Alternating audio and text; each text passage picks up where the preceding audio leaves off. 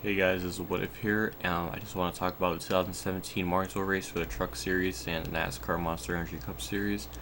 This might be a short video because there's not really a whole lot to say. It's been a really good race for both of them equally. I'll start with the truck race, obviously, but obviously, the race overall in general was very good. Just just awesome racing left and right.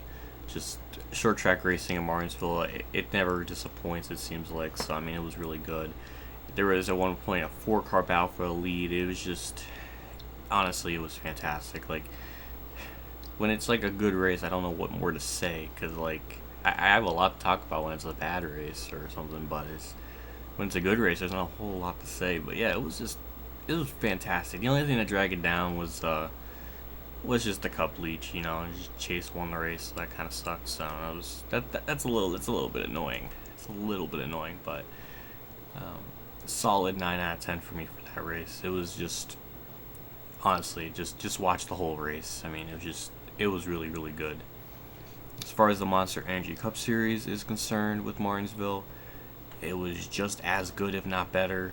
Just it was just fantastic. Honestly, it's just so many passes, so much action going around the track. It's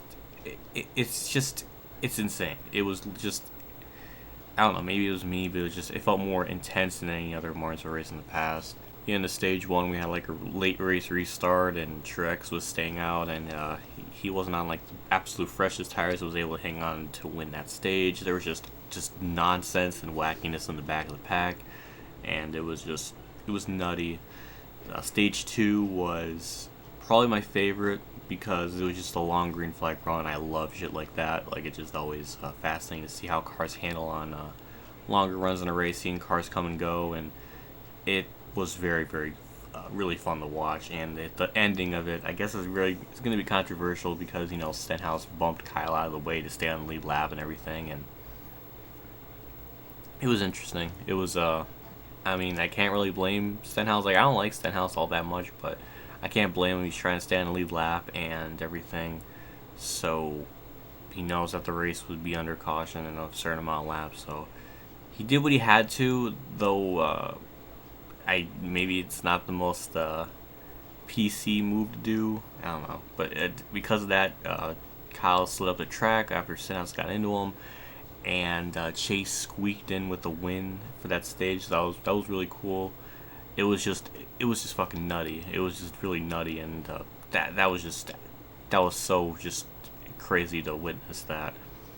Stage three, this is where I feel like it's the weakest part of the race. Not really saying it's bad, but just a lot of just derps, lots of wrecks, and it was a little bit annoying. But the battle between Kyle Busch and Brad Keselowski was fucking fascinating. For like 30, 40 laps, they're just right next to each other, or just bumper to bumper. It felt like, and it was really just really freaking great. Just great racing there, and just all around the pack as well.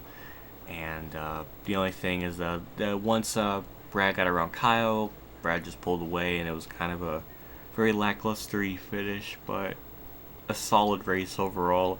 I was going to give this race a perfect 10 because of the wrecks and everything that would happen in stage 3. It kind of set it back a little bit. I was thinking about maybe putting this back to maybe it's just a 9, but then I'll be saying it's the same as a truck race, which I don't feel like that's the case, so I'm going to go with 9.5 out of this.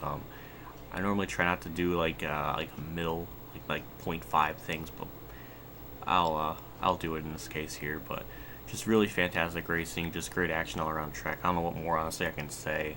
So it was just fantastic. And we're going to be going to Texas next week, which I feel like might be a shitty race. I don't know, but we'll see. I'm assuming it's going to be, because most races this season have been pretty underwhelming.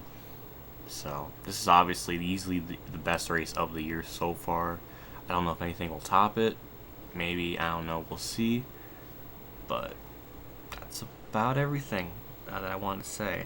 Also, actually that is, but I think, like, if anybody ever like is wondering like why, like, what will it take for a race to be a 10 out of 10, I kind of view it as like kind of like a movie when it comes to these races, and it's like all in this case, all stages need to be really, really freaking good. No stupid bullshit debris cautions that make no sense.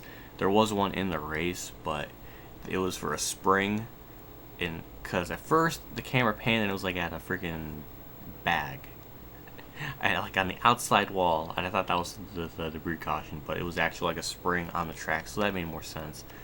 But stuff like, it needs to be like, fantastic racing, no bullshit dumb debris cautions that make no sense, some bullshit inconsistent rule that comes up, or something that's like, hey, that doesn't make sense with what was established before, and just I feel like it takes a lot for it to be a 10, but I want it to be a special occurrence. I don't want just to throw around perfect 10 out of 10 races every single time.